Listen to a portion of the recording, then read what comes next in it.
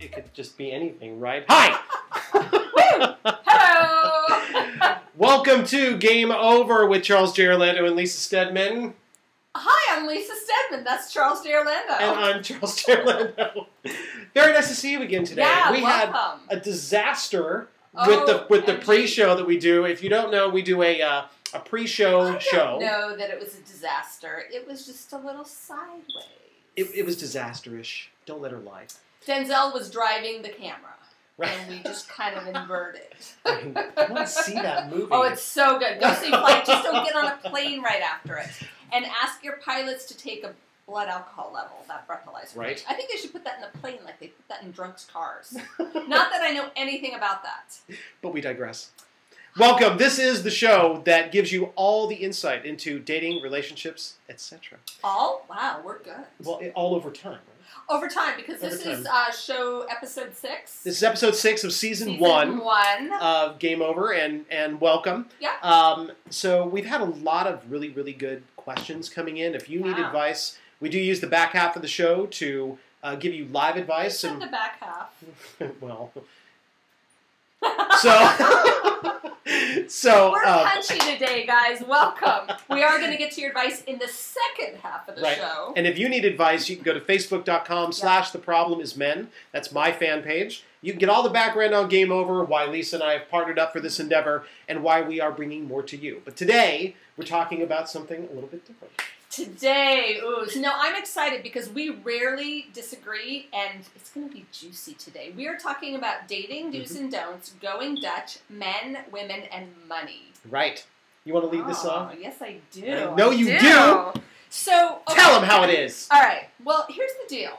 There's a lot of dating do's and don'ts in terms of who pays, and a lot of times there's a gray area. We don't know who pays, and so as ladies, we kind of start to pull out the wallet really slowly on those first dates and wonder, what the deal is. And I'm just a big fan of being upfront about these things. Now, I'm not saying that women should go Dutch on early dates because I think it sets a precedent for an entire relationship going Dutch. Hi, that was me once upon a time. Right. But, women are out earning men a lot these days. Men are losing jobs and getting outsourced, and so women are becoming primary breadwinners. That's in a lot of relationships. But this is now dating. And this does tie into dating. I hear from people all the time who are dating dudes who are on a budget. And sometimes that really bothers the women, and sometimes the women are cool with it. And I think you have to find your own comfort zone with it. But I'm actually a fan of ladies carrying their fair share of the weight in a dating relationship. See, and I just don't see it that way. I know. I just don't see it that way. There is something to be said for courtship, for a guy stepping up.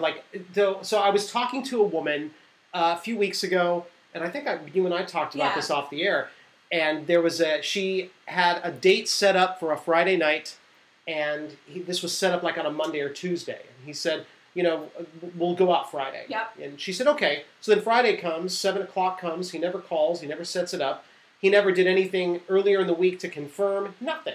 That's so confusing and infuriating. See, but then Saturday, did he ever show up? No, Saturday, she ended up calling him, right? Because that's the way it works. And he says, look, you're supposed to confirm with me. I'm the alpha male, baby. And I was like, wait a minute. First of all, Mr. Wackadoosh, an alpha male... Game over! Right. Well, an alpha male doesn't proclaim that he's an alpha male because everybody just acknowledges it. So that's the first thing. Right. Like, second thing... Posing. But alpha males go get shit, kill it, and bring it home. They don't wait for it to arrive. Not a sexy image. Poser, number one. All right, but that's where, there's all these guys that are out there, and they wait for the woman to do all the work. Bring me the date, set it up, bring me sex, please me. It goes across the board. Wow, bring me sex. That's pretty. That's a whole nother show. That's a whole nother show. So I want to get back to the money piece. So you think when people are first dating, you think that the man should always pay? I think he should be prepared to always pay. So when you bring it into online dating where everything's trying to be even keel. Well, you don't really really know in online dating if you like the person yet. That's very true. So I'm kind of a fan of, especially on the coffee date. Now, the coffee date, like, dude, you can pay for fucking coffee. Excuse my French. Right. But I dropped an F-bomb already. Game over on me. But so I'm a big believer in those first dates. You're feeling each other out. No pun intended. Well, maybe you are. And I think to make it equal, pay for yourself. See, but that makes sense. It's a nice gesture if the guy offers to pay. But when you haven't even decided if you like each other, separate tabs. But that's not a date. That's a meet and greet. So that is a meet and greet. You meet on eHarmony or on Match or whatever, and it's like, let's have coffee. Let's see if our chat, which turned to phone call, turned into something real in real life.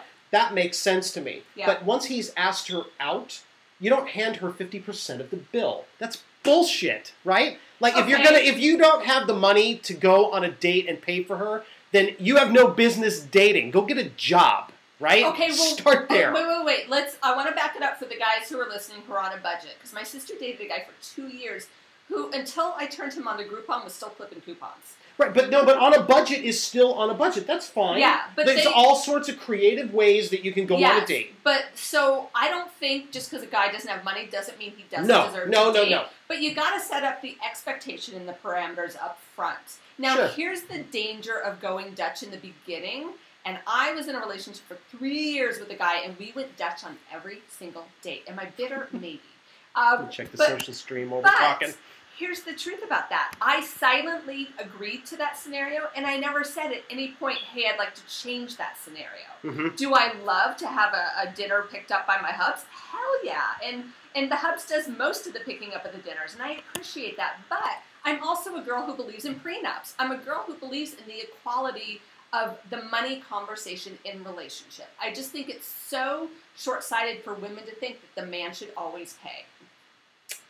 I think it really belongs in his court. I do. It's courtship. It's courtship. This is primal, right? But it's courtship primal. has changed. We're not in the dark ages anymore. Women have money and we have jobs. No doubt. That doesn't preclude a man from being a gentleman and doing his part of things. Point taken. Point taken. But do you ever tire of being the one to pick up the tab? It depends on where the relationship goes. Because eventually, the money becomes everybody's money. Yeah. And in some situations, it doesn't. Everything's very separate. Yeah. So it really depends on where the relationship grows to. But in a courtship situation, like, he's supposed to bring his best game. And if your best game, it's a rough economy, if your best game is clipping coupons, then do it. I mean, be honest about it. Sure, Don't be go into straight debt up. While you date. That's well, yeah, no doubt. But if you can't take her to coffee, if you can't pick up $10 worth of stuff for a picnic and go run to the park, like, there's a million ways to beat the economy. You can get creative. Sure, so, but if you don't have $10, go get. What are you doing dating? You don't have enough of you set up yet. I know, that's to pursue a relationship. That's true.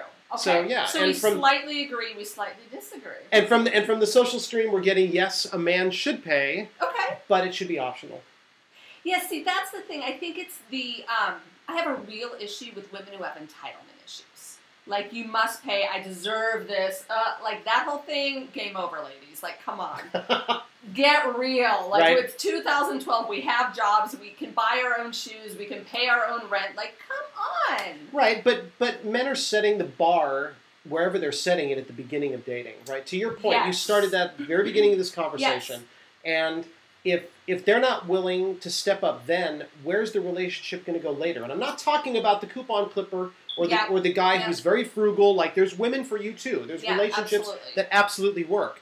But if you're setting the bar high at the beginning, it should be maintained. Yeah, and I think the key here, and it's so overused, communication. Because the one thing I never did in that relationship where we went Dutch nonstop was say, this is no longer okay with me. So that was my bad. That was my stuff, and that showed up in my relationship, and I totally take responsibility for that. But I just want there to be a little more equality, because we don't live in the dark ages. Women do have jobs. We can pay for our own things. And while it's lovely to be courted, and I love that feeling, I sometimes think it's unfair to men that it has to be all on them. Sure, and I hear that. And I, as a huge advocate of relationship equality and equality for genders, for me, it's not that she's not capable, it's that he values her that much. Oh, I like that. So it's different. I just melted a little. Well, it's the same reason why you open a door. Yes. You know, and for both genders, right? Yes. But it's really, for me, it's not that she's not capable of doing it. It's that's gentlemanly conduct. Sure. It's rooted in the good parts, the non-misogynistic parts of chivalry.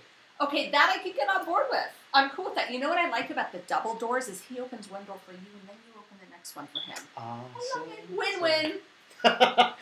If you have a subject you want us to tackle, head over to facebook.com/theproblemismen. Click on the message button on my fan page, and we will get it here. Or send an email to GameOverTVShow@gmail.com. Yes! She got it. We did it. Hey, and thank you for your emails. We've been getting a lot of emails from you at GameOverTVShow@gmail.com, and we appreciate that. And before we get to those... Yep. Let's talk about Rebel 316. Rebel 316, because we got to pay some bills. I know that there's a lot of people out there that are looking for quality merchandise, and we're not talking about partners to date, Charles, are we? Quality merchandise. Well, there's a lot of women who write in. Ass? No. Oh my God. See, some people hear what they want to hear, right? But no, I get a lot of women saying, I don't know what to get my guy. Guys asking, I don't know what to get her this year. Yes. And it's holiday time, right? We're doing the slow slide into the holidays. Rebel 316 has some very cool jewelry, and you can find them at rebel316.com, or their fan page is at Rebel316 Jewelry on Facebook. But it's stainless steel jewelry. He's wearing some. I am. And I like it. You know, I'm not a big fan of jewelry on dudes, but it really works for him. And they have lady stuff and gentleman stuff. So if you like it, if your partner wears jewelry, like this is really rock star, right? It looks good on him. It's like subtle, but it's got an edge to it. I feel like that. I'm going to be on The Price is Right. And they are having a contest right now. Head over to their fan page, and you can win not only a bunch of really cool jewelry, but I'm also giving away a bunch of books. The Problem with Women is Men, Volume 1, personalized and signed by me. So, head over there. So awesome. Your book is awesome. Like, I know I say it every day when he talks about it, but he has some really good books, people. Well, thank you. Oh. And he doesn't pay me to say it. Live advice. Back half of the show. And you want me to read to you? Should I read? Read away, sir. Read okay. Away. If you have a question, again, head over to facebook.com/theproblemismen. We'll get you on the show. Everything is anonymous. For example, E writes in. And E says that she recently split with her ex of 6 months. At first he seemed great and promised the world, and then... Dun, dun, dun. 2 to 3 months later, he starts getting possessive and jealous and accusing her of cheating with everyone, including lifelong friends. What the hell? Started going through her phone. All right. Said she was a slut. I'm going to stop you right there. Everything was going great until he became himself. But he wants a baby. Yeah, because that's the Band-Aid for everything, people. I'm not laughing at you, by the way, E. No, not at all. No, I'm laughing at the guy, right? The mockery that this person has made of himself and his life, not to put it mildly. You know, 6 months is not a long time to know someone, so it may have been going great because he was fooling you. He was not showing his true colors. He was doing his best to be under wraps in his true personality. Right. 6 months, he shows his true colors, calls you a slut, wants a baby with you, all this stuff says How do you want a baby with a slut? Game over. Game over. You need to... It's like a narcissistic sociopath, if I may do a quick diagnosis. But here's, it's like WebMD, only right up here. But here's the real hook. At the end, she says, how did I hurt him? What did I do wrong?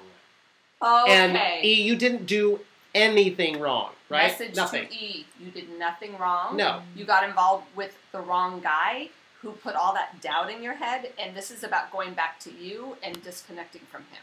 Right, and the social stream is agreeing. And I love our social stream. Thank you, everybody. All right, so here's a really good question.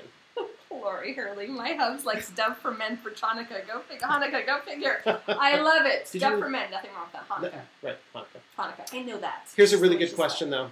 So C out there is asking, do you think love is enough to keep an unhappy relationship going? Oh. You want me to take this one first? Yes, please do, sir. I'm thinking of all the romantic movies I've ever seen where love was enough. Love is not enough. I'm sorry. I'd love to be romantic, and I'd love to paint out this beautiful romantic picture. Yeah. But long-term relationships are not only based on love. Love is a big part of it, but there's also trust, honesty, passion, respect, compatibility, like home issues, like cohabitation, personal values, religion. There's a billion things. So you can love someone, not wanting children. But the issue here is love enough to keep an unhappy relationship going? So if she said if love was enough to keep a happy relationship going, I'd say they were off on the right foot. Right. But love keeping an unhappy relationship going, so where's the happiness? Right, because if you are unhappy, what does love got to do with it? I just quoted a Tina. song, really. So I think the bottom line here is it's game over if a bad relationship is bringing you down, and even though you love them, that's not a sign to stay. We love a whole lot of people. It doesn't mean they're the right person for us. That's like some bad men, let me tell you. Well, let's talk about That's a country song I could sing another day. Well, and then in country songs, there's always the gate, the door that closes, right? It's the gate door, it's the truck door, it's the front door, it's the back door, it's the screen door. There's always a door that closes at the end of some love song in country. Door. And that's a quote from my daughter. Hi, Jordan. Hi, Jordan. And hi, Drew. Both of my What kids. up, and Drew? hi, Tina. Hi, Tina. So, God, we're just saying hi to everybody today. I'd like to thank God and my parents. I'd like to thank my mother for making me possible. So, moving on. Your advice. Your questions. So from E, who writes in, and this one we can arm wrestle over who goes first. I'm 42, 4 kids, been in my relationship 8 years, and suddenly, lost the passion. I wanted to have sex with an old schoolmate of mine. We kissed, but no sex. Is this a midlife crisis? I look at men and I want them. My husband is not romantic, but he loves me and his 2 kids, but I'm really looking at other people. Wow. 42, 4 kids, 2 of them are with the man she's with now, 2 are evidently from a prior relationship. Okay. So... wow. Okay. Right? So, 42... I'm 41, and I can tell you a lot changes at 40, and we start reevaluating your life. Been together 8 years, so we got through the 7-year itch, but some reason 8 seems to be the number for you. Looking at other men, nothing wrong with looking at other men, but the passion's gone out in your current relationship. Yeah, but she's doing things outside of her relationship now. Yeah, so there's a lot of questions I have. I'm not saying game on or game over. My main question is... have you tried to work on the relationship? Mm-hmm. Have you communicated what's not working? Have you asked for your needs to be met? Have you asked how you can meet the partner's needs better? Right. Or are you silently saying, I'm done, and you're already done, whether you're willing to admit it or not, and you're checked out and you're going out with other guys? Well, see, and that's something that's real. That, you know, statistically, women don't slowly fall out of love. They just wake up one day and that shit is just done. Is that real? It is real. It is real. So now, we're it's just not done. Generally. Well, you feel done. That's the mental thing. Okay. Because so behind the scenes, it's been building up over time, and there's lots of reasons and excuses made as to why things are happening the way they are. And then something happens, and it's over. And everything runs out of you in a lot of ways. Wow. So, and it's a general statement. If you're not one of those women, you know, we're talking about a 70-30 rule, 60-40 rule. But the majority. The men, the majority of men usually have to just grab a hold of one branch before they let go of the first. One boob to another. Well, which has been since they were toddlers. So, yeah, fair enough. But here's where I came out with this. So part of what's missing here is your acknowledgement of whatever happened prior to this moment in time, where all those red flags, in the current relationship, there's all these things that have been happening. So you're dissatisfied for whatever your reasons, but that's what you're not looking at. You're looking at the symptom of you want to cheat, or you want out of your relationship, or it's a midlife crisis today. Mm-hmm. What happened prior? Otherwise, you're going to repeat these same mistakes wherever. Yeah, I like what you're saying, because it is super easy to look at grass is always greener and be like, oh, let me fix that in the next relationship, or let me get that fix in the next relationship. Well, what's happening in the current relationship that needs to be resolved because it's an issue with you? Right. And your partner, but it starts with you. It always starts with you. So whatever you're dissatisfied with, go get with him and just be straight, right? I mean, he doesn't even have enough information to go off of because you haven't talked about it here. So unless you two can reach some type of accord where you're able to see the issues, both of you are destined to repeat exactly what's happening here. in the next relationship. And I also think, they've got a lot of kids, and as someone who recently had a kid in my life, and I gotta tell you, so the wee one's been gone for like a month, and I miss her terribly, but like, I actually had time to like take a bath and snuggle last night, and I was like, oh my god, for 8 months I haven't been able to do any of that. So there may also be just an exhaustion factor with all the kids, and you're not having the time to connect with your partner. So it may be about creating a new dynamic in your relationship that hasn't been there, that will give you what you feel like is missing from your partner. Sure. And the passion that you're claiming is missing, I did an exhaustive study last year when I went undercover about why women cheat.